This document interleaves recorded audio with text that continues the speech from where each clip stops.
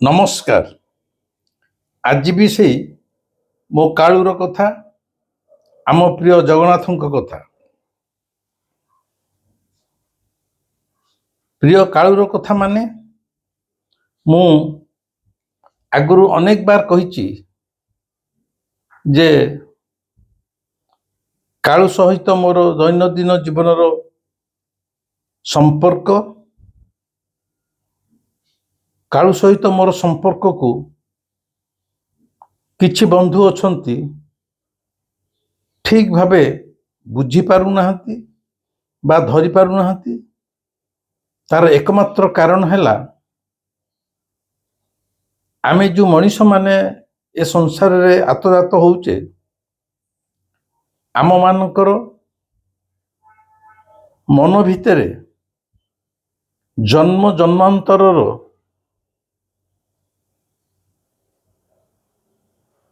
ପ୍ରଥା ପରମ୍ପରା, ଶାସ୍ତ୍ର ପୁରାଣ, ଶ୍ଳୋକ, ତର୍କ, ନୀତି ନିୟମ, ବିଧି ବିଧାନ ଏସବୁ ଗୁଡ଼ିକ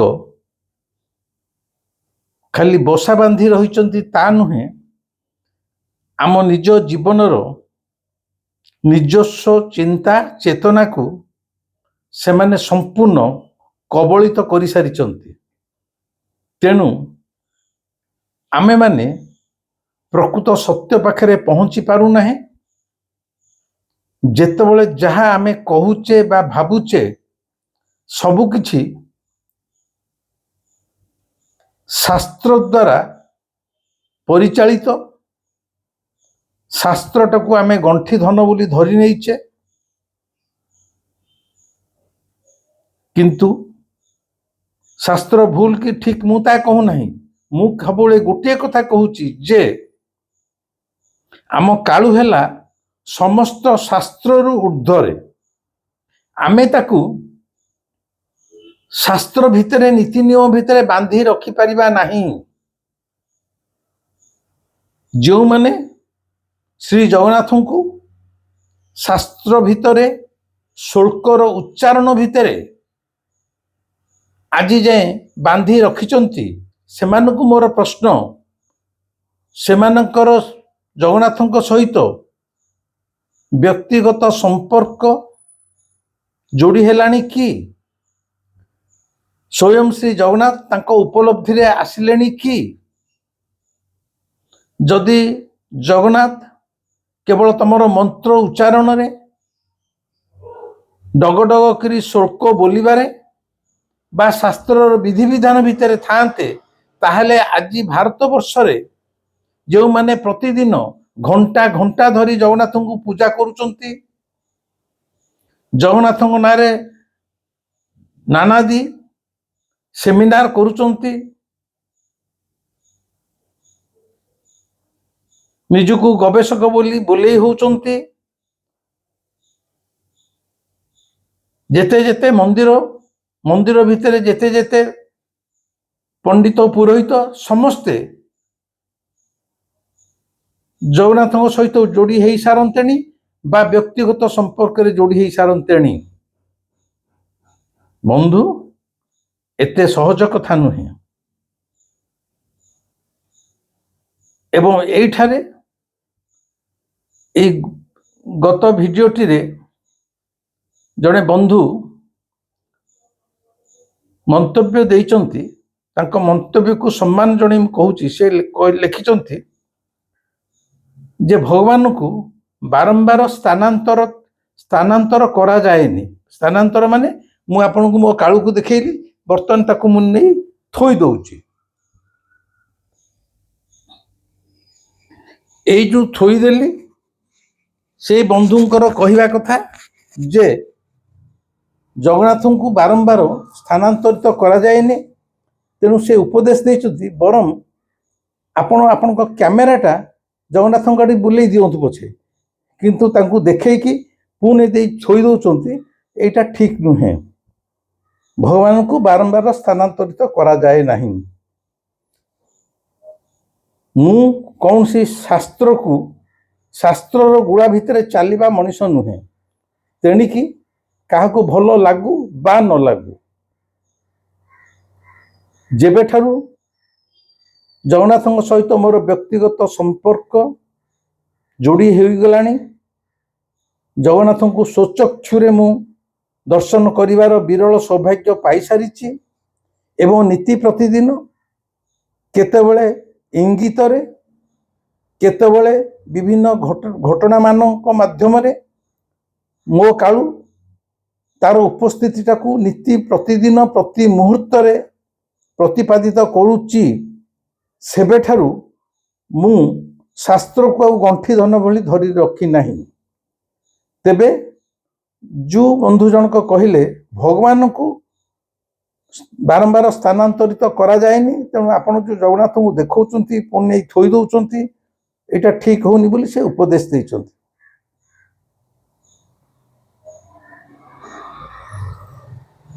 এইଠାରେ ଆଗ ଜଣେଇ ଦଉଛି, ଯୋଉ ଜଗନ୍ନାଥଙ୍କ ପାଇଁ ତାଙ୍କ ମନରେ ବ୍ୟଗ୍ରତା ଯେ ତାଙ୍କୁ ବାରମ୍ବାର ସ୍ଥାନାନ୍ତରିତ କରାଯାଏନି, ବନ୍ଧୁ ବୋଧେ ଜାଣିନାହାନ୍ତି 1500 ଶତାବ୍ଦୀ 1600 ଶତାବ୍ଦୀ এই 2 ଶତାବ୍ଦୀରେ ବହୁତ ବେଶୀ ଏବଂ 1700 ଶତାବ୍ଦୀରେ ମଧ୍ୟ କିଛି କେତୋଟି ଘଟଣା, ବିଶେଷ କରି 1500 1600 ଶତାବ୍ଦୀରେ ଆମ ପ୍ରିୟ ଶ୍ରୀ ଜଗନ୍ନାଥ ରତ୍ନ ସିଂହାସନରୁ ପ୍ରାୟ 22 ଥର ଓଡ଼ିଶାର ବିଭିନ୍ନ ସ୍ଥାନକୁ ସ୍ଥାନାନ୍ତରିତ ହୋଇଥିଲେ। ଯେତେ ଯେତେ ଥର ଶ୍ରୀମନ୍ଦିର ଉପରେ ବହିରାଗତ ଶତ୍ରୁଙ୍କର ଆକ୍ରମଣ ହୋଇଛି, ଶ୍ରୀ ଜଗନ୍ନାଥ ରତ୍ନ ସିଂହାସନ ଛାଡ଼ି ଦେଇ କେତେବେଳେ କେଉଁ ଜଙ୍ଗଲ ଭିତରେ, କେତେବେଳେ ଚିଲିକାର ଟାପୁରେ, କେତେବେଳେ କୌଣସି ପାହାଡ଼ର ଗୁମ୍ଫା ଭିତରେ, କେତେବେଳେ ମାଟି ତଳେ ପାତାଳି ହୋଇ ଲୁଚି ଯାଇଛନ୍ତି। ଭଗବାନ ସ୍ଥାନାନ୍ତରିତ ହୁଅନ୍ତି ନାହିଁ କିଏ କହିଲା? ସ୍ୱୟଂ ଶ୍ରୀ ଜଗନ୍ନାଥ ଅତୀତରେ 178 ବର୍ଷ ରତ୍ନ ସିଂହାସନ ଉପରେ ନଥିଲେ। ବିଭିନ୍ନ କାରଣରୁ ସେ ରତ୍ନ ସିଂହାସନକୁ ପରିତ୍ୟାଗ କରିବାକୁ ପଡ଼ିଥିଲା। ଓଡ଼ିଶାର ବିଭିନ୍ନ ସ୍ଥାନରେ ସେ ନିଜକୁ ଗୋପନରେ ଲୁଚାଇ ରଖିଥିଲେ। ତେଣୁ ଜଗନ୍ନାଥଙ୍କୁ ଯେ ମୁଁ ଏଇ ମୋବାଇଲରେ ଟିକେ ଦେଖେଇ ଦେଇ ତାକୁ ହାତରେ ଦେଖେଇକି ପୁଣି ଥୋଇ ଦଉଛି, ବାସ୍ ବାରମ୍ବାର ତାଙ୍କ ସ୍ଥାନାନ୍ତରିତ କରୁଛି, ତା ନୁହେଁ। ସ୍ୱୟଂ ଜଗନ୍ନାଥ ରତ୍ନ ସିଂହାସନ ଉପରୁ 178 ବର୍ଷ ବାହାରେ ଥିଲେ ଏବଂ 22 ଥର ସ୍ଥାନାନ୍ତରିତ ହୋଇଥିଲେ। 1 2ରେ ଆମ ଜଗନ୍ନାଥକୁ ଯଦି ତୁମେ ମାନେ ଭଗବାନ ବୋଲି ଭାବିଦବ, ତାହେଲେ ଜୀବନରେ ବଡ଼ ଭୁଲ କରୁଛ। ମୁଁ ବାରମ୍ବାର କହିଛି, ଆମ ଜଗନ୍ନାଥ ହେଲେ ମଣିଷ ଠାକୁର, ଜୀବନ୍ତ ଠାକୁର ଏବଂ ଭାବର ଠାକୁର, ପ୍ରେମର ଠାକୁର। ଇଏ କେବଳ ସିଂହାସନ ଉପରେ ବସି ପୂଜା ହେବା ପାଇଁ ରହିନାହାନ୍ତି। ଆଙ୍କର ସମସ୍ତ କାର୍ଯ୍ୟକଳାପ ମଣିଷ ଭଳି। ତେଣୁ ସ୍ଥାନାନ୍ତରିତ ହେବାଟା ଏହାଙ୍କ ପାଇଁ ଆଦୌ ବଡ଼ କଥା ନୁହେଁ। ତୁମମାନେ ସମସ୍ତଙ୍କୁ କହୁଛି, ଜଗନ୍ନାଥଙ୍କୁ ଯଦି ତୁମେ କେବଳ ଗୋଟେ ଠାକୁର ବୋଲି ଭାବିଦେଲ, ଦେବତା ବୋଲି ଭାବିଦେଲ, ଭଗବାନ ବୋଲି ଭାବିଦେଲ, ତାହେଲେ ତୁମେ ତାଙ୍କ ସହିତ ଆଦୌ ଯୋଡ଼ି ହୋଇପାରିବ ନାହିଁ।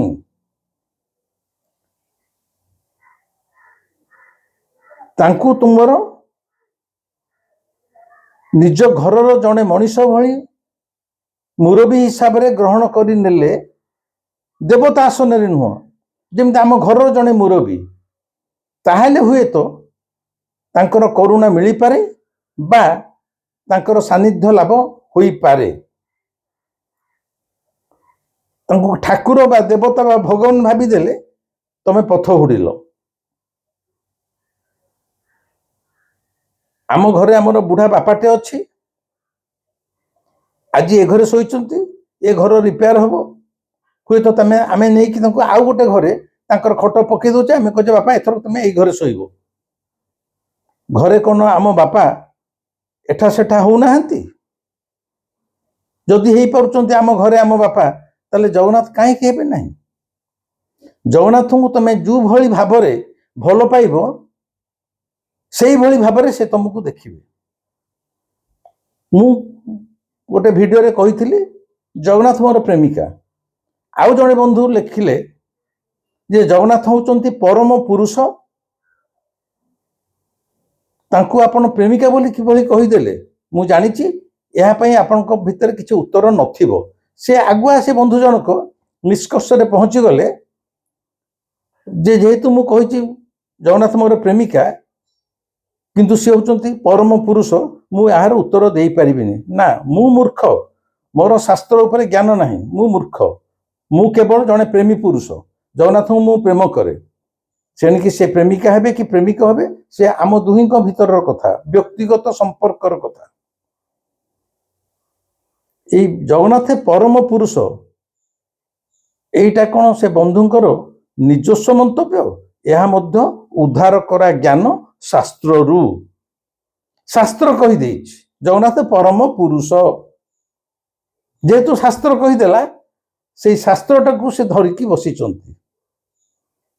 ପରମ ପୁରୁଷ এটা ତାଙ୍କ ନିଜସ୍ୱ ଜ୍ଞାନ ନୁହେଁ, ଏହା ହେଲା ଉଦ୍ଧାର କରା ଜ୍ଞାନ। ଜଗନ୍ନାଥଙ୍କୁ ଯିଏ ଯେଭଳି ଭାବରେ ନିଜ ଜୀବନରେ ଗ୍ରହଣ କରିଛି, ଜଗନ୍ନାଥ ସେଇଭଳି ଭାବରେ ତା ନିକଟରେ ଉଭା ହୋଇଛନ୍ତି। କେତେବେଳେ ପୁରୁଷ ରୂପରେ, କେତେବେଳେ ନାରୀ ରୂପରେ, ସେଆଡ଼ିକି ମୁଁ ବର୍ତ୍ତମାନ ଯାଉନାହିଁ। କିନ୍ତୁ କେବଳ ପରମ ପୁରୁଷ ଏ ଜ୍ଞାନରେ ଯିଏ ରହିଗଲା, ସିଏ ମଧ୍ୟ ସେ ଶାସ୍ତ୍ରକୁ ଜାବୁଡ଼ି ସାରା ଜୀବନ ରହିବ ସିନା, ଜଗନ୍ନାଥଙ୍କୁ ପାଇପାରିବ ନାହିଁ। ଜଗନ୍ନାଥଙ୍କୁ ମୁଁ ମୋର ପ୍ରେମର ଠାକୁର କହୁଛି, ତେଣୁ ଅନେକ ସମୟରେ ମୁଁ ତାଙ୍କର ପ୍ରେମ ପାଇପାରୁଛି। କିଏ ପ୍ରେମିକ କିଏ ପ୍ରେମିକା ଏଇଟା ବଡ଼ ପ୍ରଶ୍ନ ନୁହେଁ। ଅତୀତରେ ମଧ୍ୟ ବର୍ତ୍ତମାନ ଯେଉଁ ଓଡ଼ିଶା ସରକାର ଜଗନ୍ନାଥଙ୍କୁ ବା ପ୍ରଶାସନ ଦ୍ୱାରା ପୁରୀ ମନ୍ଦିର ପରିଚାଳିତ ହେଉଛି ଏକ ହୋଟେଲ ଭଳି ବା ଗୋଟେ ଟୁରିଷ୍ଟ ସେଣ୍ଟର ଭଳିଆ, ଯେତେବେଳେ ରାଜା ରାଜୁଡ଼ାଙ୍କ ସମୟରେ ଏଇ ମନ୍ଦିର ଦ୍ୱାଦଶ ଶତାବ୍ଦୀରୁ 19 ଶତାବ୍ଦୀ ଯାଏଁ ରାଜା ରାଜୁଡ଼ାଙ୍କ ରାଜା ଶାସନରେ ଥିଲା। ରାଜାମାନେ କ'ଣ କହିছে ସେ ସମୟରେ ରାଜା? ଯେତେବେଳେ ରକ୍ତବାହୁର ଭୟରେ ବା ରକ୍ତବାହୁର ଆକ୍ରମଣରେ ବଲାଙ୍ଗୀର ସୋନପୁରରେ ଠାକୁର ପାତାଳି 144 ବର୍ଷ ହୋଇଥିଲେ, ତାପରେ ଯେତେବେଳେ ତାଙ୍କୁ ଉଦ୍ଧାର କରାଯାଇଥିଲା ଏବଂ ଆଉ ଥରେ ସିଂହାସନରେ ଅଧିଷ୍ଠିତ କରାଯାଇଥିଲା, ତତ୍କାଳୀନ ରାଜା କ'ଣ କହିଥିଲେ? ଯେ ମୁଁ ରାଜା ନୁହେଁ, ମୁଁ ହେଉଛି ତାର ସେବକ। ଉତ୍କଳର ରାଜା ହେଲେ, ସମ୍ରାଟ ହେଲେ ସ୍ୱୟଂ ଶ୍ରୀ ଜଗନ୍ନାଥ। ତାଙ୍କୁ ସେ ଭଗବାନ କହିନଥିଲେ, ସେ କହିଥିଲେ ଉତ୍କଳ ସିଂହାସନର ସମ୍ରାଟ। ସମ୍ରାଟ ମାନେ ଗୋଟେ ମଣିଷଟେ, ରାଜାଟେ। ଉତ୍କଳର ସେ ଭଗବାନ, ଏ କଥା କୁହାହେଇନଥିଲା। ଏବେ ମଧ୍ୟ ଆମେ ଜାଣୁ ଆମ ଉତ୍କଳର ସମ୍ରାଟ ହେଲେ, ରାଜା ହେଲେ ସ୍ୱୟଂ ଶ୍ରୀ ଜଗନ୍ନାଥ। ଆଉ ବର୍ତ୍ତମାନ ରାଜାମାନେ ଯେଉଁମାନେ ତାଙ୍କ ସମୟରେ ରାଜା ହେଇ ଆସିଛନ୍ତି, ସେମାନେ ତାଙ୍କର ସେବକ ରୂପେ। ତେଣୁ ଜଗନ୍ନାଥଙ୍କୁ କେତେବେଳେ କେହି ଭଗବାନ ବୋଲି ଗ୍ରହଣ କରିନାହାନ୍ତି। ତାଙ୍କୁ ଆମରି ଭିତରୁ ରାଜାମାନେ ଭାବିଛନ୍ତି, ଆମ ରାଜାମାନଙ୍କ ଭିତରେ ସେ ସମ୍ରାଟ, ଉତ୍କଳ ସମ୍ରାଟ, ସେଇ ହେଉଛନ୍ତି ଶାସକ, ଆମେ ସମସ୍ତେ ତାଙ୍କର ସେବକ। ତେଣୁ ସେୟା କହିଲି ବନ୍ଧୁ, ଆପଣ ଆପଣଙ୍କ ସ୍ଥାନରେ ଠିକ୍, ମୁଁ ଭୁଲ ବୋଲି କହୁନି, କିନ୍ତୁ ଆପଣଙ୍କର ସମସ୍ତ ଜ୍ଞାନ ହେଉଛି ଶାସ୍ତ୍ରର ଜ୍ଞାନ। এইଠାରେ ସମସ୍ତଙ୍କୁ ମୁଁ କହିଦେଉଛି, ଜଗନ୍ନାଥଙ୍କୁ ଯେତେ ଦିନ ଯାଏଁ ଶାସ୍ତ୍ର ଭିତରେ ଖୋଜୁଥିବେ, ଆପଣ ତାଙ୍କୁ ଶାସ୍ତ୍ର ଭିତରୁ ପାଇପାରିବେ ନାହିଁ। ଶାସ୍ତ୍ର ଈଶ୍ୱର ନୁହେଁ, ଶାସ୍ତ୍ର କେବଳ କେତେ ଗୁଡ଼ିଏ ମୃତ ଶବ୍ଦର ସମାହାର। କେତେ ଗୁଡ଼ିଏ ମୃତ ଶବ୍ଦର ସମାହାର ହେଲା ଶାସ୍ତ୍ର। ଶାସ୍ତ୍ର ଭିତରେ ଲେଖା ହେଇଥିବା ଶବ୍ଦକୁ ଭଗବାନ ଭଗବାନ ଭଗବାନ 100 ଥର କହିଲେ ତା ଭିତରୁ କେହି ଭଗବାନ ବାହାରି ପାରିବେ ନାହିଁ। ସେ ଭଗବାନ ହୁଅନ୍ତୁ, ଈଶ୍ୱର ହୁଅନ୍ତୁ, ଜଗନ୍ନାଥ ହୁଅନ୍ତୁ, ସେ ହେଲା ଉପଲବ୍ଧିର କଥା, ଅନୁଭବର କଥା। ଆଜି ସେଇଭଳି ମୋର ଗୋଟେ ବ୍ୟକ୍ତିଗତ ଅନୁଭବର କଥା। ମୁଁ ଗତ ଭିଡ଼ିଓରେ କହିଥିଲି ପଣା ସଂକ୍ରାନ୍ତି ବା ବିଷୁବ ସଂକ୍ରାନ୍ତି ଦିନ କେମିତି ମୁଁ ଆଶ୍ରମରୁ ଫେରିଛି। ମୋ ସ୍ତ୍ରୀ ସକାଳୁ କହିଛି ଆଜି ପରିବା ନାହିଁ, ତେମେ ପରିବା ଆଣିବାକୁ ଯାଅ। ମୁଁ ଯେତେବେଳେ ପରିବା ବ୍ୟାଗ୍ ଧରି ବାହାରକୁ ବାହାରୁଛି, ଯାଇ ନାହିଁ ଠିକ୍ ଗେଟ୍ ଭିତରୁ ବାହାରୁଛି, ସେତେବେଳେ ମୋର ସାନ ଭାଇ ରଜତ ମାନସିଂ ତାଙ୍କର କାରରେ ଆସି ପହଞ୍ଚିଲେ ଏବଂ ପ୍ରଥମ ଥର ପାଇଁ ତାଙ୍କ ବ୍ୟାଗରେ ସେ ମେଞ୍ଚାଏ ପରିବା ଆଣିଥିଲେ, ପଣସ, ବାଇଗଣ, ଅନ୍ୟାନ୍ୟ ଭେଣ୍ଡି, ଅନ୍ୟାନ୍ୟ ପରିବା, ଏବଂ କହିଲେ ଗୁରୁଜୀ ଆପଣ ମୁଁ ପରିବା ଆଜି ଆଣିଛି, ଆପଣ ପରିବା ଆଣିବାକୁ ଯାଆନ୍ତୁ ନାହିଁ। ଗତ ଭିଡ଼ିଓରେ ମୁଁ କହିଥିଲି ମୋତେ ହଚକିତ ଲାଗିଥିଲା। କହିବାର କଥା ହେଲା ମୋର ଯୋଉ କାଳୁ ମୁଁ ବାରମ୍ବାର କହିଛି ତାକୁ ଯଦି ଆପଣ ମାନେ ଆପଣାର କରିନେବେ ବା କାଳୁ ଯଦି ଆପଣଙ୍କ ଜୀବନରେ ଯୋଡ଼ି ହେଇଗଲା ତାହେଲେ ଆପଣଙ୍କର ଟେନସନ୍ ବୋଲି ଆଉ କିଛି ନାହିଁ। ଆପଣ କିନ୍ତୁ ତା ପାଖରେ ନିଃସର୍ତ୍ତ ସମର୍ପଣ ଦରକାର। ସିଏ ଆପଣଙ୍କର ସବୁ କିଛି କଥା ବୁଝିବ। ମୁଁ ସବୁ କିଛିଟାକୁ ଜୋର ଦେଇଥିଲି। ସବୁ କିଛି ବୋଲି ସାଧାରଣ ଲୋକମାନେ ଯୋଉ ଭାବନ୍ତି ମୋତେ ଚାକିରି ଦେଇଦିଅ, ମୋତେ ଟ୍ରାନ୍ସଫର କରିଦିଅ, ମୋତେ ପ୍ରମୋସନ କରିଦିଅ, ଘର ଏଗୁଡ଼ା ନୁହଁ, ସବୁ କିଛି ବୋଲି ମୁଁ କହିଥିଲି। ତମର ଗୋଡ଼ ହାତ ବିନ୍ଧିଲେ ତମକୁ ଗୋଡ଼ ହାତ ଚିପିବ କିଏ ତା ବ୍ୟବସ୍ଥା ସିଏ କରେ। ଅତୀତରେ ମୁଁ ଭିଡ଼ିଓ କରି କହିଛି ମୋର ଅଣ୍ଟା ବିନ୍ଧୁଥିଲା, କେମିତି ହରି ସାହୁ ସାଇ ଇଣ୍ଟରନ୍ୟାସନାଲ ସ୍କୁଲର ରାତିରେ ଆସି ମୋର ଅଣ୍ଟା ଚିପି ଦେଇଥିଲେ। ସବୁ କିଛି ମାନେ ମୋର ହାର୍ଟ ଜନିତ ପ୍ରୋବ୍ଲେମ୍ ହେଇଥିଲା। ମୁଁ କେୟାର ହସ୍ପିଟାଲ କେମିତି ଅପରେସନ ଥିଏଟରକୁ ଯାଇଥିଲି, ଅପରେସନ ନ ହେଇକି ମଧ୍ୟ ଭଲ ହେଇକି ଉଠି ଆସିଥିଲି। ପ୍ରଭୁ ମୋତେ ଉଠେଇ ଦେଇଥିଲା। ବହୁତ କଥା କହିଛି ଆ ଭିତରେ, ସବୁ କିଛି। ତେଣୁ ସେଦିନ ମୋର ପରିବା ନଥିଲା, ମୋତେ ପରିବା ଆଣିବାକୁ ଯିବାକୁ ପଡ଼ିଲାନି।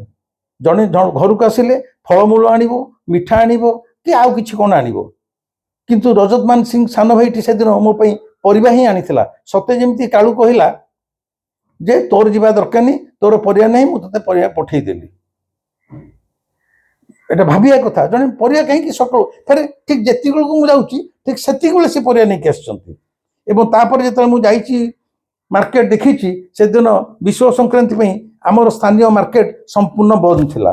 ତେଣୁ ମୁଁ ଯାଇ ଯଦି ସେଦିନ ରଜତ ମାନସିଂ ପରିବା ଆଣି ନଥାନ୍ତେ, ଆମ ଘରେ ପରିବା ଗୋଟିଏ ନଥିଲା, ମାର୍କେଟ ବନ୍ଦ ଥିଲା। ଯୋଉଟା କାଳୁ ଜାଣିଛି ବୋଲି ସେ କହିଲା ଏଇ ବିଚରା ତ ଯିବ, ଆଶ୍ରମରୁ ଫେରିଛି 4-5 ଦିନ ପରେ, ସ୍ତ୍ରୀ କହୁଛି ପରିବା ଆଣେ, ତେଣୁ ଇଏ ପରିବା ପାଇବନି, ମୁଁ ପରିବାର ବନ୍ଦୋବସ୍ତ କରିଦିଏ। ଏଇ ହଉଛି କାଳୁ, ବାରମ୍ବାର କହୁଛି। এইটা হচ্ছে উপলব্ধির কথা, মানে সে তম সহিত অছি। ঠিক সেইভাবে আউ গোটিয়ে কথা এনে কହୁଛି। ঠিক বিষুব সংক্রান্তির 2 দিন পর কথা, মানে এই 2-4 দিন তল কথা। ଭଲ ରୂପେ ଶୁଣନ୍ତୁ, ଭଲ ରୂପେ ଶୁଣିଲେ ଆପଣ ଜାଣିପାରିବେ ମୋ କହିବାର କଥା କ'ଣ। କାଳୁ କେମିତି ସବୁ ଜାଣିପାରୁଛି।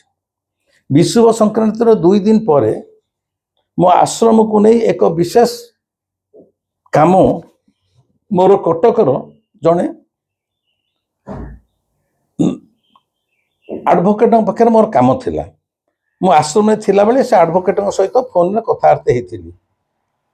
ଏଇ ଯୋଉ 3-4 ଦିନ ତଳ କଥା କହୁଛି, ଠିକ୍ ସେଇ ନିର୍ଦ୍ଦିଷ୍ଟ ଦିନ, ଏଇ 3-4 ଦିନ ତଳେ ବିଷୁବ ସଂକ୍ରାନ୍ତି ପରେ ପରେ 1-2 ଦିନ ପରେ ସେ ଆଡଭୋକେଟ ମୋତେ କହିଥିଲେ, ସେଟା ବୋଧେ ମୋତେ ଲାଗୁଛି ବୁଧବାର କି ମନେ ପଡ଼ୁନି ବାରଟା କ'ଣ, ସେ କହିଲେ ଆପଣ ଆଜି ସନ୍ଧ୍ୟାବେଳେ ମୋ ପାଖକୁ ଆସି ଦେଖା କରିବେ, ହେଲେ ଯୋଉ ସମସ୍ୟାଟା ମୋର ଥିଲା ସେ ବିଷୟରେ ଆମେ ଆଲୋଚନା କରିବୁ ବା ଯାହା କରାଯିବ। ମୁଁ ତ ଆଶ୍ରମ ଫେରି ଆସିଥାଏ ଭୁବନେଶ୍ୱର। ମୋର ଗାଡ଼ି କି ଯିଏ ଚଲାଏ ଏକାଦଶୀ ଭାଇ, ସିଏ ତାଙ୍କ ଗାଁକୁ ଖଣ୍ଡପଡ଼ା ଚାଲି ଯାଇଥିଲେ। ତେଣୁ ମୋ କାର୍ ନେଇକି ଯିବା ପାଇଁ ଆଉ ମୋ ପାଖରେ କେହି ଡ୍ରାଇଭର ନଥିଲେ। ସାଧାରଣତଃ ଏକାଦଶୀ ଭାଇ ମୋତେ କାରରେ ନେଇକି ମୋ ଆଶ୍ରମ ଯାଆନ୍ତି ବା ଯୁଆଡ଼େ ଯାଏ। କିନ୍ତୁ ଏକାଦଶୀ ଭାଇଙ୍କର ଏକରେ ପାଦ ଅପରେସନ ହେଇଥିଲା, ଦ୍ୱିତୀୟରେ ସେ ଗାଁକୁ ଚାଲି ଯାଇଥିଲେ। ତେଣୁ ମୋ ଗାଡ଼ିରେ ଯିବାର ସମ୍ଭାବନା ନଥିଲା, କିନ୍ତୁ ଓକିଲ କହିଛନ୍ତି ଆଜି ସନ୍ଧ୍ୟାବେଳେ ଆସିବେ। ଆଉ ତାପରେ ରହିଲା କଥା ସୁନୀଲ ଭାଇ ଗୋଟେ ବିଦେଶୀ କମ୍ପାନୀରେ, ବିଦେଶୀ ମୋବାଇଲ କମ୍ପାନୀରେ ଚାକିରି କରନ୍ତି। ଯେତେବେଳେ ଏକାଦଶୀ ଭାଇ ନଥାନ୍ତି, ସେ ସୁନୀଲ ଭାଇ ମୋତେ ନେଇକି ତାଙ୍କ ୱାଗନର ଗାଡ଼ିରେ ମୁଁ ଯୁଆଡ଼େ ଯାଏ, ସେଣିକି ପୁରୀ ଯାଏ, କେଉଁଝର ଯାଏ, ବି ଅନୁଗୁଳ ଯାଏ, ସେ ସୁନୀଲ ଭାଇଟି ମଧ୍ୟ ମୋତେ ବହୁତ ସାହାଯ୍ୟ କରନ୍ତି। ତାଙ୍କ ପାଖରେ ମଧ୍ୟ ମୋ ଋଣୀ, ସେ ମୋତେ ନବା ଆଣିବା କରନ୍ତି। କିନ୍ତୁ ମୋର ଯୋଉ ଦିନ ଓକିଲଙ୍କ ପାଖକୁ ସନ୍ଧ୍ୟାବେଳେ ଯିବା କଥା କଟକ, ସୁନୀଲ ଭାଇଙ୍କର ଗୋଟେ କମ୍ପାନୀର କନଫରେନ୍ସ ଚାଲିଥିଲା ପୁରୀରେ, ତେଣୁ ସେ ପୁରୀରେ ଥିଲେ। କନଫରେନ୍ସ ଭିତରେ ସେ କହିଲେ ଗୁରୁଜୀ ମୁଁ ପୁରୀରେ ଅଛି, ତେଣୁ ସିଏ ମଧ୍ୟ ଆସିକି ମୋତେ ନେଇପାରିବେ ନାହିଁ। ଏକାଦଶୀ ଭାଇ ଗାଁକୁ ଯାଇଛି, ସୁନୀଲ ଭାଇ ପୁରୀରେ ଅଛନ୍ତି କନଫରେନ୍ସ ଭିତରେ। ମୁଁ ବର୍ତ୍ତମାନ ଯିବି କେମିତି? एकमात्र उपाय ମୁଁ ଗୋଟେ ଟ୍ୟାକ୍ସି କରି ଯିବି, ଓଲା ଉବେର କରି, ସେ ସମ୍ଭାବନା ଥିଲା। କିନ୍ତୁ ଯେହେତୁ ଓକିଲଙ୍କ ଘର କଟକରେ କୋଉଠି ମୁଁ ଜାଣିନି, ଓଲା ଉବେର ମୁଁ ବୁକ୍ କରିପାରିବିନି, କୋଉ ଡେଷ୍ଟିନେସନକୁ ଯିବି ବୋଲି ମୁଁ ମାରିବି କ'ଣ? କିନ୍ତୁ ଏକାଦଶୀ ଭାଇ କି ନେଇକି ଯଦି ମୋ କାରରେ ଯାଇଥାନ୍ତି କି ସୁନୀଲ ଭାଇ ଗାଡ଼ିରେ ଯାଇଥାନ୍ତି, ତାହେଲେ କ'ଣ ହେଇଥାନ୍ତା, ନିଜ ଗାଡ଼ି ଖୋଜିଥାନ୍ତି। ସେଣିକି ଖୋଜିବାରେ ଘଣ୍ଟେ ଯାଉ ଯାହା ଯାଉ। କିନ୍ତୁ ଓଲା ଉବେର ତ ତମ ପାଇଁ ପ୍ରାଇଭେଟ ଗାଡ଼ି ଭଳିଆ ଖୋଜିବେନି, ଗୋଟେ ଜାଗାରେ ଛାଡ଼ିଦେବେ। କଟକ ସହରରେ ଗୋଟେ କୋଉଠି ଛାଡ଼ିଲେ ମୁଁ କୁଆଡ଼େ ଚାଲି ଚାଲି ଯିବି? ତେଣୁ ଯିବାର ପ୍ରଶ୍ନ ଆଉ ନଥିଲା। ମୋ ମନଟା ମରିଗଲା। ମୁଁ କହିଲି ହଉ, ମୁଁ କହିଲି ଯେତେବେଳେ ଯିବାର ଆଉ ସୁବିଧା କିଛି ନାହିଁ, ନହେଲା ଆଉ। ମୁଁ ଖାଲି କାଳୁ କହିଦେଲି, ଓକିଲ ଆଜି କହିଥିଲେ ସନ୍ଧ୍ୟାବେଳେ ଯିବା ପାଇଁ, ମୁଁ ଆଜି ଯାଇପାରୁନି, କିନ୍ତୁ ଗାଡ଼ିର ବ୍ୟବସ୍ଥା ନାହିଁ। ସେଣିକି ଯେତେବେଳେ ସୁବିଧା ହେବ ଭବିଷ୍ୟତରେ ଯିବି, ଯେତେବେଳେ ମୋତେ ଓକିଲ ପୁଣି ଥରେ ସୁବିଧା ଦେବେ କି ନଦେବେ ସେ ପର କଥା। ତେଣୁ ସୁବିଧା ତ ନାହିଁ, ମୁଁ ଛାଡ଼ିଦେଲି, ମନରୁ ପୁରା ଟୋଟାଲ କାଢ଼ିଦେଲି। କିନ୍ତୁ ସିଏ ତ କାଳୁ, ସିଏ ତାର ଖେଳ କରିବ। ଜୀବନ ସାରା ବହୁତ କଠିନ ପରୀକ୍ଷା ଭିତରେ ମୋତେ ପରୀକ୍ଷା ଦେଇ ଦେଇ ଦେଇ ଦେଇ ନିଆଁ ଭିତରେ ଜଳି ଜଳି ଜଳି ମୁଁ ଆସିକି ଜୀବନରେ ଏଇ ଅବସ୍ଥାରେ ପହଞ୍ଚିଛି। କିନ୍ତୁ ଏଇ ଯୋଉ ଅପରାହ୍ନ ଅବସ୍ଥାରେ ପହଞ୍ଚିଛି, ସତ କଥା କହୁଛି, କାଳୁ ଏଇ ଜୀବନରେ ଏଇ ଅବସ୍ଥାରେ ମୋର ସବୁ କଥା ବୁଝୁଛି। ମୋର ବାହାର କଥା, ଘର କଥା, ଭିତର କଥା, ଦେହପା କଥା, ଆର୍ଥିକ ଅବସ୍ଥା କଥା, ସବୁ କିଛି, ସବୁ ଫୁଟକି ମାଇଲା ଭଳିଆ କାଳୁ ସବୁର ବ୍ୟବସ୍ଥା କରିଦଉଛି। ଆଜି ଯଦି 10 ଲକ୍ଷ ଟଙ୍କା ଦରକାର, କାଳୁ ଗୋଟେ ଫୁଟକିରେ 10 ଲକ୍ଷ। ବାବୁ ତାର 10 ଲକ୍ଷ ମୁଁ କୋଉଠୁ ଆଣିବି? କାହା ପାଖରୁ ଯୋଉ କାମ ପାଇଁ ହଉ, 5 ମିନିଟ୍ ପରେ କ'ଣ ବ୍ୟବସ୍ଥା ହଉଛି, 10 ଲକ୍ଷ ବି ଆସିଯାଉଛି। ଏ ଉଦାହରଣଟା ଗୁଲି ମିଛ ଗୁଲି ନୁହଁ। এই ଯୋଉ 10 ଲକ୍ଷ କହିଲି, ଇଏ ମଧ୍ୟ ସମ୍ଭବ ହଉଛି ମୋ ଜୀବନରେ। ଦେହ ଖରାପ ହେଲେ ଡାକ୍ତରଠୁ ଆରମ୍ଭ କରି, ଔଷଧଠୁ ଆରମ୍ଭ କରି ସବୁ କିଛି ହେଇଯାଉଛି। ସବୁ ବ୍ୟବସ୍ଥା ସିଏ କରୁଛି। ସେ ଏଭଳି ବ୍ୟବସ୍ଥା କରୁଛି, ଅନ୍ୟମାନେ ମାନେ ଭାବିଲେ ଖାଲି ଆଶ୍ଚର୍ଯ୍ୟ ହେବେନି, ହୁଏତ ଇଚ୍ଛା ବି କରିପାରନ୍ତି। ତେଣୁ ଯେତେବେଳେ ଗାଡ଼ି ମିଳିଲାନି, ମୁଁ ସେଟାକୁ ମନରୁ ଛାଡ଼ିଦେଲି। ସେଇଦିନ, ଏଇ 3-4 ଦିନ ତଳେ, ଦିନ 4ଟା ବେଳକୁ ମୁଁ ଶୋଇକି ଉଠି ଚା ଟେ ପିଇ ବସିଛି। ମୋର ଜଣେ ଅତି ଅନ୍ତରଙ୍ଗ ବନ୍ଧୁ ଆସି ମୋ ପାଖରେ ପହଞ୍ଚିଲେ। ବୟସ୍କ ବନ୍ଧୁ, 60-62 ବର୍ଷର, ମୋ ପାଖରେ ପହଞ୍ଚିଲେ। ଆମେ ବସି ଗପସପ କରୁଛୁ। ମୁଁ କଟକ ଯିବା କଥା, ସେ କଥା ଉଠେଇନି, ସିଏ ବି କାହିଁ ଜାଣିବେ, ଗଲା ସଇଲା। ଆମେ କଥାବାର୍ତ୍ତା କରୁଛୁ। ଠିକ ଏତିକି ବେଳେ କଟକରୁ ପରମାନନ୍ଦ ଭାଇ କିଏ? ଯିଏ ମୋତେ ସୁନାର ଜଗନ୍ନାଥ ଲକେଟ ଦେଇଥିଲେ। ଟିକେ ରୁହନ୍ତୁ, ମୁଁ ସେ ଲକେଟଟା ସାଙ୍ଗେ ସାଙ୍ଗେ ଦେଖେଇ ଦଉଛି।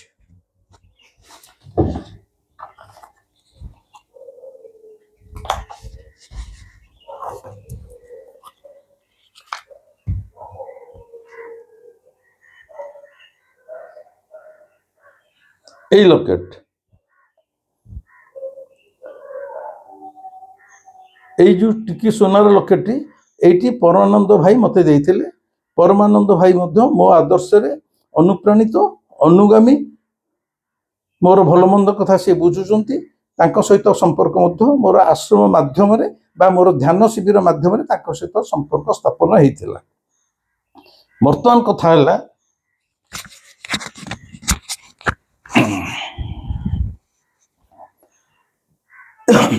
ଠିକ ସେତିକି 4ଟା ବେଳକୁ ପରମାନନ୍ଦ ଭାଇ ଆସି କଟକରୁ ପହଞ୍ଚିଲେ ମୋରି ବସାଠି। ମୁଁ ହଠାତ୍ ଭାବିଲି ପରମାନନ୍ଦ ଭାଇ ଆସି ପହଞ୍ଚିବେ, ମୁଁ ଆଦୌ ଏଟାକୁ ଆଶା କରିନି କି ମୋତେ ସେ ଫୋନ କରିନାହାନ୍ତି। ହଠାତ୍ ପହଞ୍ଚିଲେ, ଆସି ପହଞ୍ଚିଲେ ମୋତେ କହିଲେ, ଗୁରୁଜୀ ଚାଲନ୍ତୁ ଯିବା ମେ ଫେୟାରରେ, ମାନେ ଭୁବନେଶ୍ୱର ମେ ଫେୟାରରେ ଚା ପିଇବା। ମୁଁ ଭାବିଲି ପରମାନନ୍ଦ ଭାଇ ହେଲେ କୋଟିପତି। ମୋ ପାଇଁ ମେ ଫେୟାରଟା ଗୋଟେ ସ୍ୱପ୍ନ ହେଇପାରେ। ଚା କପ୍ଟାକୁ ହୁଏତ 150 ଟଙ୍କା କି 200 ଟଙ୍କା ଦେଇ ପିଇବା, ପରମାନନ୍ଦ ଭାଇ ପାଇଁ ଏଟା କିଛି ବଡ଼ କଥା ନୁହଁ। ସେ କହିଲେ, ଗୁରୁଜୀ ଚାଲନ୍ତୁ, ମୋ ପାଖରେ ମୋର ଆର ବନ୍ଧୁ ଯେ ବସୁଛନ୍ତି, ଚାଲନ୍ତୁ ଯିବା ଚା ପିଇବା। ମୁଁ କହିଲି, କ'ଣ ମେ ଫେୟାରକୁ ଯିବା ଚା ପିଇବା? ହଁ, ଚା ପିଇବା, ଜଳଖିଆ ଖାଇବା। ମୁଁ କହିଲି, କ'ଣ ଆପଣ ଏଇ ସକାଶେ? ନା ଏଇ ସକାଶେ ନୁହଁ, ଆପଣଙ୍କୁ ମନେ ପଡ଼ିଲେ ଚାଲି ଆସିଲି ଆଉ କ'ଣ। ମୁଁ କହିଲି ନାଇଁ ମ ଚା ପିଇବା ପାଇଁ ଗୋଟେ ମେଫେୟାର ଯିବା ନା ଆଉ କୁଆଡ଼େ ଯିବା କହୁନାହାନ୍ତି, ଆପଣ ଯୁଆଡ଼େ କହିବେ ସିଆଡ଼େ ଯିବା। ଆପଣ ହେଉଛନ୍ତି ଇଞ୍ଜିନ୍, ଆମେ ହେଉଛୁ ଡିବା, ଆପଣ ଯୁଆଡ଼େ ଯିବେ ଆମେ ପଛେ ପଛେ ଯିବୁ। ସେ ସବୁବେଳେ ଏମିତି କୁହନ୍ତି, ମୁଁ ଇଞ୍ଜିନ୍ ସେ ଡିବା। ମୁଁ ମୋର ହଠାତ୍ ସେତିକିବେଳକୁ ମାନେ କାଳୁ ମୋ ଭିତରେ ସେତିକିବେଳେ ଟିକେ ଉସ୍କେଇ ଦେଲା, ଆରେ ତୋର ପରା ଆଜି କଟକ ଯିବାର ଥିଲା, ସେ ଓକିଲ ଆଜି ସନ୍ଧ୍ୟାବେଳେ ଟାଇମ୍ ଦେଇଥିଲେ, ତୋର ଗାଡ଼ି ନାହିଁ ବୋଲି ତୁ ଚୁପଚାପ ବସି ଯାଇଥିଲୁ, ମୁଁ ତ ଏନେ ଗାଡ଼ି କଟକରୁ ପଠେଇଲି। ମୋତେ ସେଇ ସମୟରେ ଏହା ଲାଗିଲା। ମୁଁ ସେଥିରୁ କହିଲି, ମୁଁ କହିଲି ପରମାନନ୍ଦ ବାବୁ, ପରମାନନ୍ଦ କହିଲେ ଆପଣ ଯୁଆଡ଼େ କହିବେ ସେଠି ଯିବା, ଆପଣ ଇଞ୍ଜିନ୍ ଆମେ ଯିବା। ମୁଁ କହିଲି ନାଇଁ ମେଫେୟାର ଯିବାନି ନା, କୁହନ୍ତୁ କୁଆଡ଼େ ଯିବା। ମୁଁ କହିଲି କଟକ ଯାଇପାରିବା ନା, ହଁ। ମୁଁ କହିଲି ଆପଣ ପରା କଟକରୁ ଏଇନେ ଆସିଛନ୍ତି ଗାଡ଼ି ଡ୍ରାଇଭିଂ କରି, ନା କ'ଣ ହେଲା, କଟକ ଯିବା କହୁଛନ୍ତି ତ ଯିବା। ମୁଁ ଆଉ କିଛି ଆଗ ପଛ ନ ଭାବି ଆମେ କହିଲୁ ଚାଲନ୍ତୁ କଟକ ବାହାରିବା, କାରଣ ମୁଁ ଜାଣିଦେଲି କାଳୁ ଏ ବ୍ୟବସ୍ଥାଟା କରିଦେଲା କଟକ ଯିବାର ବ୍ୟବସ୍ଥାଟା ଗାଡ଼ି ପାଇଁ। ମାନେ ଆଜି ଓକିଲ ଡାକିଥିଲା ସନ୍ଧ୍ୟାବେଳେ, ତୋର ଗାଡ଼ି ନଥିଲା ବୋଲି ତୁ ଭାବୁଥିଲୁ, ବର୍ତ୍ତମାନ ଯୁଆଡ଼ୁ ହେଲେ ମୁଁ ତ ତାର ବ୍ୟବସ୍ଥା କଲି, ତୁ କଟକ ଯା। ମୁଁ ସାଙ୍ଗେ ସାଙ୍ଗେ ମୁଁ ଆଉ ସେ ଆର ବନ୍ଧୁ ଆଉ ପରମାନନ୍ଦ ଭାଇ ତାଙ୍କ ଗାଡ଼ିରେ ବସି 3 ଜଣ ଯାକ କଟକ ବାହାରିଲୁ। ବାଟରେ ଏକ ଗପସପ କରି କଥାବାର୍ତ୍ତା କରି ଯାଇଥିବୁ, ତା ଭିତରେ ପଇଲା ଯେ କଟକର ରଘୁ ଦହିବରା ଆଳୁଦମ କୁଆଡ଼େ ଫେମସ୍। ଯେଉଁମାନେ ଆପଣମାନେ ଶୁଣିଥିବେ କଟକର ରଘୁ ଦହିବରା ଆଉ ଆଳୁଦମ। ମୁଁ କହିଲି ବାଟରେ, ମୁଁ କହିଲି ପରମାନନ୍ଦ ଭାଇ ଆଜି କଟକ ଆସିଛେ ମାନେ ଆଗ ରଘୁ ଦହିବରା ଆଳୁଦମଟା କ'ଣ ସେଇଟା ମୁଁ ଜାଣିବାକୁ ଚାହୁଁଛି। ଗାଡ଼ି ସିଧା ଯାଇ ଲାଗିଲା ଚହଟା ରାସ୍ତା ବା ବିଡ଼ାନେସି ରାସ୍ତାରେ ରଘୁ ଦହିବରା ଆଳୁଦମ ପାଖରେ। ଦୁନିଆ ଲୋକ ଗଦା ହେଇଛନ୍ତି, ବଡ଼ ବଡ଼ ହାଣ୍ଡି। ମୁଁ କହିଲି ହଉ, ଜୀବନର ଖାଲି ଜଗନ୍ନାଥଙ୍କୁ ଉପଲବ୍ଧିରେ ଆଣିବାଟା ଜୀବନ ନୁହେଁ, ଜୀବନର ପ୍ରତିଟି ମୁହୂର୍ତ୍ତ, ମୁଁ ଆପଣମାନଙ୍କୁ କହୁଛି ପ୍ରତିଟି ମୁହୂର୍ତ୍ତଟା ଯଦି ଆପଣଙ୍କ ଉପଲବ୍ଧିରେ ଆସିଲା, ରଘୁ ଦହିବରା ଆଳୁଦମ ବି ଖାଇକି ଜାଣନ୍ତୁ ସିଏ ତାର ମହତ୍ଵ କେତେ, ଗୁରୁତ୍ୱ କେତେ, ସିଏ ବି ତାର ନିଜ ଦହିବରା ଆଳୁଦମରେ କେମିତି ଖ୍ୟାତି ଲାଭ କରିଛି, ତାକୁ ବି ଖାଆନ୍ତୁ। ଧୁରନ୍ଧର 2 ଯଦି ପଡ଼ିଛି ତାକୁ ବି ଧୁରନ୍ଧର 2 ବି ଦେଖନ୍ତୁ। ଦେଖନ୍ତୁ ଆଜିକାଲି ସିନେମା କେମିତି ହଉଛି, ରଣବୀର ସିଂ କେମିତି ସେଥିରେ ଅଭିନୟ ବି କରିଛି, ତାକୁ ବି ଦେଖନ୍ତୁ। ପାର୍କ ଭିତରେ କୋଇଲିର ଡାକ ଶୁଣନ୍ତୁ, ପକ୍ଷୀର କାକଳି ଶୁଣନ୍ତୁ, ଝରଣାର କୁଳୁ କୁଳୁ ବହି ଯାଉଥିବା ପାଣିର ଧ୍ୱନି ବି ଶୁଣନ୍ତୁ। ଏଇ ହେଲା ଜୀବନ। ମୁଁ ମୋ ଜୀବନକୁ ଏଇଭଳି ଭାବରେ ଜିଇଥାଏ।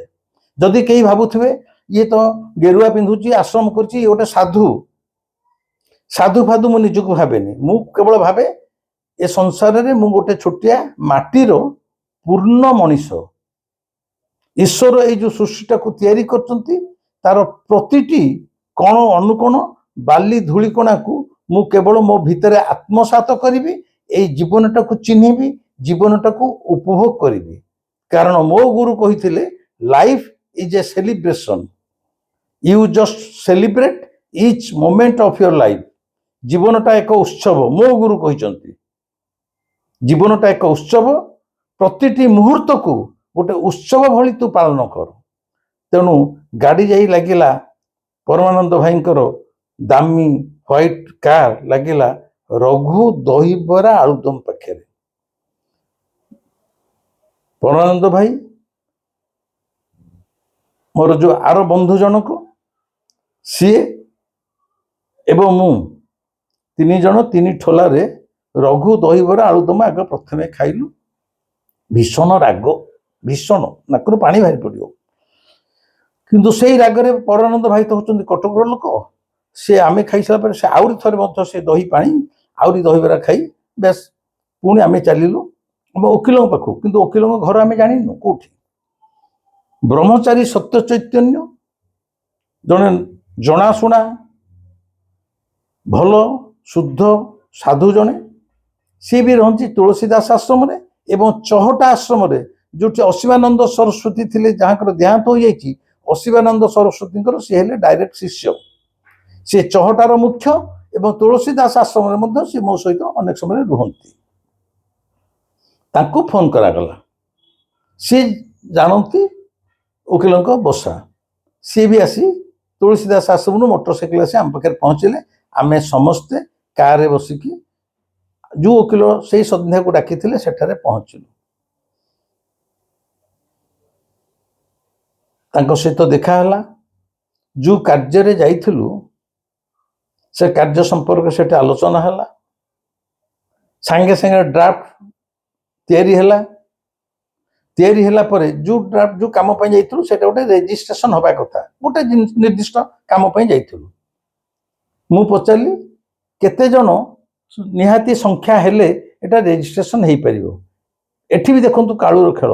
ସିଏ କହିଲେ ମିନିମମ୍ 4 ଜଣ ଲୋକ ଦରକାର, ଏଥିରେ ଦସ୍ତଖତ କଲେ ଏଇ କାର୍ଯ୍ୟଟା ଆମର ରେଜିଷ୍ଟ୍ରେସନ ହେଇପାରିବ।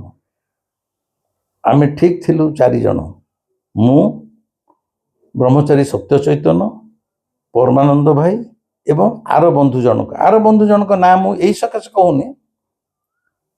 ସିଏ ଟିକେ ମତେ କୁହନ୍ତି ଗୁରୁଜୀ ଆପଣ ବହୁତ ଖୋଲାମେଲା ସବୁ କଥା ଖୋଲିକି କହି ଦଉଛନ୍ତି, ଅନେକ ଲୋକଙ୍କୁ ଭଲ ଲାଗୁନି, ତେଣୁ ଡୋଣ୍ଟ ଗୋ ସ୍ପେସିଫିକ। ତେଣୁ ମୁଁ ତାଙ୍କ ନାମଟି ଉଇହ ରଖୁଛି। 4 ଜଣ ଲୋକଙ୍କର ଆବଶ୍ୟକତା। ଆମେ ପ୍ରକୃତରେ 4 ଜଣ ଥିଲୁ ଏବଂ ମୋଟାମୋଟି ଆମର କାର୍ଯ୍ୟ ସେଦିନ ହେଇଗଲା। ସେଇଦିନ ସନ୍ଧ୍ୟାବେଳେ ଯେହେତୁ ଓକିଲ ସମୟ ଦେଇଥିଲେ ଆମର କାର୍ଯ୍ୟ ମଧ୍ୟ ହେଇଗଲା। ସେ କାର୍ଯ୍ୟଟା ଏମିତି ଦେଖିଲେ ଭାରି ଜଟିଳ ଏବଂ କଷ୍ଟ କାମ। ହୁଏତ ଟାଇମ୍ ଲାଗିଥାନ୍ତା, ପ୍ରଥମ ଦିନ ଓକିଲକୁ ଦେଖା ହେଇକି ଆସିଥାନ୍ତା, ଆଉ ଦିନେ କେବେ ଯାଇଥାନ୍ତୁ ଡ୍ରାଫ୍ଟ ହେଇଥାନ୍ତା, ଡ୍ରାଫ୍ଟ ପଢିଥାନ୍ତୁ, ଦସ୍ତଖତ ନାନାଦି ପ୍ରକାର ଗୋଟେ ପ୍ରୋସେସ ଥାନ୍ତା। କିନ୍ତୁ କାଳୁ ତ ଚାହୁଁଛୁ କାମ ହେଇଯାଉ, ସବୁ ତ ସିଏ ବ୍ୟବସ୍ଥା କରୁଛି। ହାଇକୋର୍ଟର ସେ ଜଣେ ନାମଜାଦା ଆଡଭୋକେଟ, ତାଙ୍କ ନାଁ ମଧ୍ୟ ମୁଁ ରିଭିଲ୍ କରୁନି। ମୁଁ କଲେ ଆଉ 50 ଜଣ ଲୋକ ତାଙ୍କୁ ହୁଏତ ହଇରାଣ କରିପାରନ୍ତି, କିନ୍ତୁ ଯେଉଁ କାମଟା 8-10 ଦିନର କାମ ସେଇ ସାଙ୍ଗେ ସାଙ୍ଗେ ସିଏ ମଧ୍ୟ ଆମକୁ ଲେମ୍ବୁ ପାଣିରେ ଆପ୍ୟାୟିତ କଲେ, ସମ୍ମାନର ସହିତ ଆମକୁ ତାଙ୍କର ଯାହା ଆମକୁ ସେ ସାହାଯ୍ୟ କରିବା କଥା କଲେ। ସବୁ କିଛି ଫୁଟକିରେ ହେଇଯାଉଥାଏ। ଏବଂ ଆମେ ସେଦିନ ସନ୍ଧ୍ୟାବେଳେ ତାଙ୍କ ଚାମ୍ବରରୁ ଯେତେବେଳେ ଫେରି ଆସିଲୁ, ବର୍ତ୍ତମାନ ପ୍ରଶ୍ନ ଉଠେ ପରମାନନ୍ଦ ଭାଇ କଟକରୁ ଯାଇଛନ୍ତି ଭୁବନେଶ୍ୱର ମୋ ପାଖକୁ ଆସିଥିଲେ ମେ ଫେୟାରରେ ଚା ପିଇବା ପାଇଁ। ପହଞ୍ଚିବାର 2-4 ମିନିଟ୍ ଭିତରେ ମୁଁ କହିଲି କଟକ କାମ ଅଛି, କଟକ। ସେ ସାଙ୍ଗେ ସାଙ୍ଗେ ପୁଣି କଟକ ଆସିଲେ। ମୁଁ କହିଲି ପରମାନନ୍ଦ ଭାଇ ଆମେ ଏଠୁ ଗୋଟେ ଏଥରକ ଟ୍ୟାକ୍ସି କରି ପଳଉଛୁ, ଫେରିଯିବୁ ଭୁବନେଶ୍ୱର, ମୁଁ ମୋର ସେ ବନ୍ଧୁ। ପରମାନନ୍ଦ ବାବୁ କହିଲେ ମୁଁ ହିଁ ଯାଇକି ଛାଡ଼ିକି ଆସିବି। ମୁଁ କହିଲି ପୁଣି ଆପଣ ଯିବେ ଭୁବନେଶ୍ୱର ଛାଡ଼ିବାକୁ, ପୁଣି ରିଟର୍ନ କରିବେ? ମାନେ ଗୋଟେ ଜଣେ ଭଦ୍ରଲୋକ କଟକରୁ ଆସିଛନ୍ତି ଭୁବନେଶ୍ୱର, ପୁଣି ମତେ ନେଇକି ଗଲେ କଟକ, ପୁଣି କଟକରୁ ଆସିବେ ଭୁବନେଶ୍ୱର ଛାଡ଼ିବା ପାଇଁ, ପୁଣି ଭୁବନେଶ୍ୱର ଫେରିବେ ସେ ତାଙ୍କ କଟକ। ସେ ବି କିଛି ଟୋକା ନୁହଁ, ତାଙ୍କୁ ଅତି କମରେ 55 ବର୍ଷ ବୟସ ହବ ଏବଂ ସେ ଜଣେ କୋଟିପତି, ଶିଳ୍ପପତି ଜଣେ। ସେ କିନ୍ତୁ ଆଗ୍ରହରେ, ଆନନ୍ଦରେ, ବିନା ଦ୍ୱିଧାରେ ତାଙ୍କ ଆଡୁ ସେ ପୁନର୍ବାର ସାଙ୍ଗେ ସାଙ୍ଗେ ରାତିରେ କଟକରୁ ପୁଣି ଆଣି ଆମକୁ ଭୁବନେଶ୍ୱରରେ ଛାଡ଼ିଲେ, ମତେ ମୋ ବନ୍ଧୁଙ୍କୁ, ପୁଣି ସାଙ୍ଗେ ସାଙ୍ଗେ ସେ ରିଟର୍ନ କରିଗଲେ। এইଠାରେ ପ୍ରଶ୍ନ ଆସିଗଲା ବର୍ତ୍ତମାନ କାଳୁର କଥା। ସେଦିନ ଯଦି ପରମାନନ୍ଦ ଭାଇ କଟକରୁ ଆସି ନଥାନ୍ତେ, କଟକ ଯିବାର ସେଦିନ ଆଉ କୌଣସି ଚାନ୍ସ ହିଁ ନଥିଲା। ମୁଁ ସେ କଥା ଛାଡ଼ି ଦେଇଥିଲି। ମୋ ଡ୍ରାଇଭର ଏକାଦଶୀ ଭାଇ ନଥିଲା, ଗାଁକୁ ଯାଇଛନ୍ତି, ଆଉ ସୁନୀଲ ଭାଇ କନଫରେନ୍ସରେ ପୁରୀରେ ଅଛନ୍ତି। ମୁଁ ସେ କଥା ମନରୁ ଛାଡ଼ି ଦେଇଥିଲି। କିନ୍ତୁ କାଳୁ ଛାଡ଼ିବା ଲୋକ ନୁହଁ, କାଳୁ ସବୁ ଜାଣୁଛି। ସେ କହିଲା ତତେ ଆଜି ଓକିଲ ଡାକିଛନ୍ତି, ତୁ ଆଜି ଯଦି ନ ଯିବୁ ହୁଏତ ଓକିଲ ତତେ ଆଉ ଟାଇମ୍ ନ ଦେଇପାରନ୍ତି। ସେ ହାଇକୋର୍ଟର ଓକିଲ, ପୁଣି କେବେ ଗୋଟେ ଚାନ୍ସ ମିଳିବ, ପୁଣି କେବେ ଯିବୁ। ଆସନ୍ତୁ କାଲି ସକାଳକୁ କିଏ ଦେଖିଛି, କାଲି ସକାଳକୁ କିଏ ଦେଖିଛି ମୋ ଶଳାକୁ, ମୋର ନିଜର ଶଳାକୁ, ତା ଦେହ ଅସୁସ୍ଥ ଥିଲା। ମୁଁ, ମୋ ସ୍ତ୍ରୀ, ମୋ ଝିଅ ଗୋଟାଏ ଦିନ ଭିତରେ ଏଇ ଭୁବନେଶ୍ୱରରେ ଦେଖା କରିବାକୁ ଯାଇଥିଲୁ। ଦେଖା କରି ତା ସାଙ୍ଗେ ଗପସପ କରି ଆସିଲୁ, ଆମ ସାଙ୍ଗେ ଗପସପ କଲେ ଆସିଲା। ତାର ଦିନ ସକାଳୁ ଶୁଣିଲୁ ସେ ଶଳାଟି ମୋର ଉତ୍କଳ ହସ୍ପିଟାଲରେ ଆଡମିଟ୍ ହେଇଗଲା, ତାର ଦିନ ସକାଳେ। ଏବଂ ତାର ଦିନ ଶୁଣିଲି ତାର ଦିନ 11:30ରେ ଦେହାନ୍ତ ହେଇଗଲା। ଜୀବନ ଉପରେ କିଛି ଭରସା ଅଛି? ଯେଉଁ ଶଳାଟିକି ମୁଁ ଆଜି ଦେଖୁଛି, କଥାବାର୍ତ୍ତା କରି ଆସିଛି, ତାର ଗୋଟେ ଦିନ ପରେ ସେ ଚାଲିଯିବ ସଂସାରରୁ, ଏଇଟା କ'ଣ ମୁଁ ଭାବିଥିଲି? ଏଇଟା ହେଲା ଜୀବନ। ଏ ଜୀବନ ହେଲା ପାଣି ଫୋଟକା, ଇଏ ଦର୍ଶନର କଥା ନୁହଁ। ए जीवन उपर काहारी भरोसा नहीं मु एने जे ये जो भिडियोटा करुच्ची ये भिडियोटा को शेष करी तार ग्यारंटी दे पारि हुए तो शेष पूर्व जमती आम सिंगर मुकेश स्टेज रे बाहर विदेश रे गीत गाउथिला अवस्था रे तांकर स्ट्रोक हैला एवं से सेठारे चली गले राज कपूर विदेश रे गोटे स्टेज शो करथिले स्ट्रोक हैला से चली गले शो करुथुवा अवस्था रे किए न कहि परिबो मु भी हठात आपन सहित कथा तो कुथि न चली जीवी तेणु कालू कहला जे आज जदि वकील पाख न जीवु से कामटा न हबो आउ दिन जे हे परिबो तार किसी ग्यारंटी अछि मु एटा भाबुनी एटा कालू मो पई भाबुची तेणु अति आश्चर्यजनक भाव जोटा को मो जीवन में एक्सपेक्ट करिनी मनरू छाड़ी देइथिली सेते गोले से परमानंद भाई को मुंड भितर कौन भर्ती करुची से आसी कहउचंदी चलो जिबा मे फेरे चा पीबा सतरे कौन मे फेरे चा पीया पई जने शिल्पपति कोटिपति तांको कार कटकरू पुरी कटकरू भुवनेश्वर आसी मो पाखको ना सी हो तो जानी पार नथिबे मोर एटा संपूर्ण हृदबोध मोर समस्त इच्छा को जेहेतु कालू पूर्ण करुची तांकु मध्य कटकरू कालू ही पठेला बोली से दिन से दिनर से कामटा हेई गला अति सुरुखुरु रे हेई गला कहिबार कथा हला ए जो बारंबार कहूची बारंबार कालू जदि आपण को जीवन रे आपण को सह रही गला दुख कौन चिंता कौन किंतु आमर समस्त जहाँ को आमे दुख बोली कहूचे चिंता बोली कहूचे से सब गुड़िक कालू पाखरे समर्पित हो जावा दरकार जेतेबेले जीवन में किसी समस्या आसुची आमे ताकू निजे समाधान करने को चेष्टा करुचे ता भितर मुटा रही जाउची मुटा होची कर्ता that means you are the hero तमे निजको कर्ता बोली भाबी दउछ मुरबी समस्या से मुझे को समाधान करी अरे हाँ मनीष हिसाब से आम कम है आम प्रयास करवा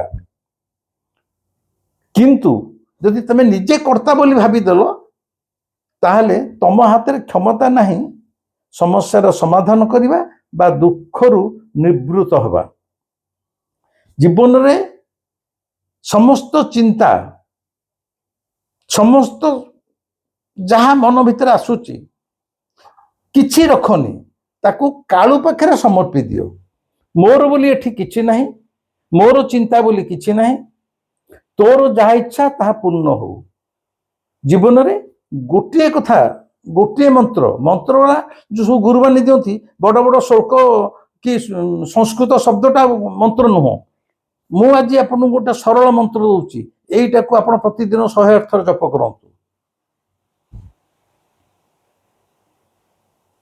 तार इच्छा पूर्ण हो मंत्रटी जे एतिकी सबुदिन उठिकी 108 थर केवल से गोटे जप करंतु तार इच्छा पूर्ण हो तार माने ईश्वर सी आपन जगन्नाथ ही पारती जे ही पारती कि सी जहाँ चाहूँ ताहा हो माने मोर इच्छा बोली किछि नहीं आ सी जहाँ दब से आनंद रे ग्रहण करवा दरकार मत से आज टाइफॉइड पकईदेला टाइफॉइड फल मोर ऑफिस बंद हो गला टाइफॉइड मु पड़िया कथा नुह मु प्रतिदिन योग प्राणायाम करुच्ची कपाल भाती को ना कि मते 3 दिन खाया को देलानी मु भूखरे मरुची ना ता मध्य नुह से जहा दब गाତରେ गलेली भी ताकू कृतज्ञता जणेबो जे तोर कोन इच्छा थला गाତରେ गलेलु ठीक अछि मोर किछि सेति में दुख नै तेणु आमर महामंत्र हो तारी इच्छा पूर्ण हो जो दिन तारी इच्छा पूर्ण हो एटा आपणकर शरीर भितरे संपूर्ण भिजी जीव आपण देखिबे कालू आपणकर तेणु कालू को आपण से भगवान सबड़े स्थानांतरित तो हुए नहीं से रूप में भावतु नहीं कालू होची परम पुरुष से शास्त्र कथा से प्रेमिका हो पारबनी ताकू भी मनरू तोड़ी दिंतु कालू को आपण माने कौन सी शास्त्र शुल्क भितर बांधिकी रखंतु नहीं रीति नीति भितर बांधिकी रखंतु नहीं विधि विधान भितर बांधिकी रखतु नहीं कालू को निजर भावतु परिवार जड़े सदस्य बोली भावतु से अनुसार ता सहित व्यवहार करंतु जहाँ खाऊंती ताकू भी अर्पण करंतु जहाँ जहाँ खाऊंती माने जहाँ से ब्राकेट भितर आप जहाँ रखिपारे ताकू देवता बोली भावतुनि निज घर आमर जड़े सदस्य परिवार से बापा हो पारे माँ हो पारे स्त्री हो पारे प्रेमिका हो पारे प्रेमिक हो पारे पुओ हो पारे झील हो पारे अनेक लोक मुझे देखी आश्रम को मो पाख माँ मैंने आसुँच आपने जानते केते जन कान्हा को भल पाती से जुआड़े जाऊे पर्स में गोटे छोट पितल कान्हा मूर्ति रखिथे ताकू खुआउे शुआउे जुआड़े जाऊे सांगे गोटे छोट कान्हा जाऊे अनेक स्त्री लोक मुझे देखी मो आश्रम को एमती दी जन स्त्री लोक आसे खाई बसला से कान्हा पाखे थुआई गोटे छोटिया पितल ये कान्हा भी बसी जुआड़े जाऊे कान्हा को सांगे नौ बजार जातु जुआड़े जाऊँ कान्हा भी कि आम ठाकुर हिसाब नौचे सी तो प्रतिदिन स्थानांतरित हो तेणु यहाँ हूँ भावर कथा भल पाइबार कथा प्रेमर कथा ठाकुर को जगन्नाथ को कालू को केवल प्रेम करूँ वीडियो बड़ हो जाऊँगी आज भिडटी मत केमी लगा निश्चय जनइबे खाली बारंबार कहूँ कालू जदि आपण निजर हो गला आपण से गाड़ी भी पठेब कटक उकिल पाखु जावाई सी गाड़ी भी पठेब परिवा जदि ना घर को परिवा भी पठेब देह खराब है औषध पठेब गोड़ घसिया लोक पठेब रही नमस्कार।